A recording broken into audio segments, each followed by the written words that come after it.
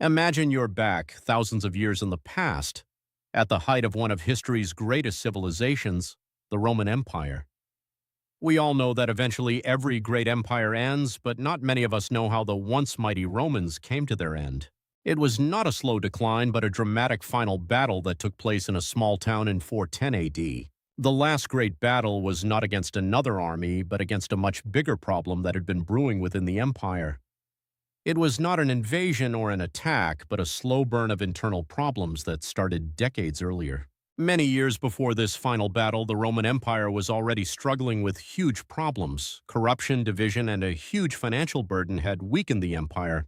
One of the main reasons for the fall of the empire was the constant power struggle between the different groups of Romans. However, on September 4th, 410 AD, there was a more pressing problem that had finally come to a head. That was the attack by the Germanic king Alaric on the city of Rome. It's worth noting that Alaric was not a fool who suddenly decided one day to attack the Roman Empire, but a man with a very real and very valid grievance. Alaric and his people had been part of the Roman Empire for a long time, but they had been treated poorly and mistreated by the Romans. Alaric and his people were skilled warriors from what we now know as Germany, and they were a valuable asset to the Roman army.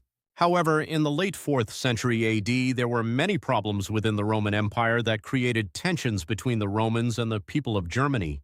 Imagine being part of a team, working hard for years, but then slowly being pushed out or treated unfairly. This is what had happened to Alaric and his people. They had been part of the empire, but they were no longer valued or treated with respect. As the Roman Emperor Honorius heard of Alaric's attack on Rome, he sent a message known as a letter from Honorius to the general Constantine, who was in charge of the army in Gaul. The armies of Alaric and of the Romans clashed on the outskirts of Rome, near the small town of Campiraudi. Now you might be wondering, what kind of battle would have taken place? The Roman army had the best army in the world at the time, but Alaric had something that the Romans did not. He had the element of surprise. As Alaric and his army approached the Romans were not prepared for them. The battle raged on, with both sides suffering heavy losses, but in the end it was Alaric's clever tactics that won the day. The loss was heavy. The Roman Empire had never been defeated before, but this was not just any defeat. It was the first time they had ever lost a battle in Rome itself. Many people in Rome believed that the gods had turned against them, and that this defeat was a sign of the end of the empire. The city of Rome was left in chaos. The once mighty legions were now broken, and the Roman Empire was on the point of collapse.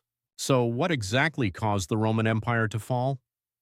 Was it really the battle against Alaric, or was it the years of neglect, corruption, and division that had weakened the empire?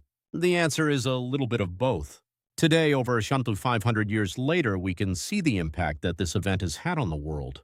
The Roman Empire may be gone, but its legacy lives on in modern-day architecture, language, and government. Many of the countries that emerged from the ashes of the Roman Empire still have strong connections to the Roman past. In the days and weeks following the battle, there were huge celebrations in Rome, but also a lot of mourning.